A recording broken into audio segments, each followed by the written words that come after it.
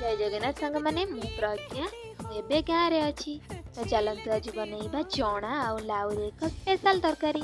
तो ये मु चना को बतुरे देली आउ लाउ को छोट छोट कर काटिकी टमाटर आउ पानी देदेली।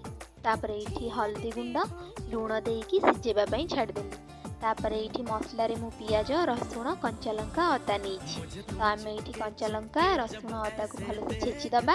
छेचिला भितर ये मु डाली बसई जोटा सिझापी देखिपे सिझी जापर मुझे गोटे जगार तेल नहीं जापर जीरा टिके देदेबे भाजिकी देवे। जीरा भाजी गला पियाज देवे। पियाज को भाजबे ब्राउन कलर है पर्यंत। पियाज हो गला से छेचा मसला को देदेबे। तापर ये लंका गुंड धनिया पाउडर आउ गरम मसला देकी भाजी नेबे। तापर ये भाजी गला लुण देदेबे। तापर सिझेकी रखिथिबा से चना आउ डाली को पकई नेबे। ताको एबे घोड़े देबे किछि समय पई।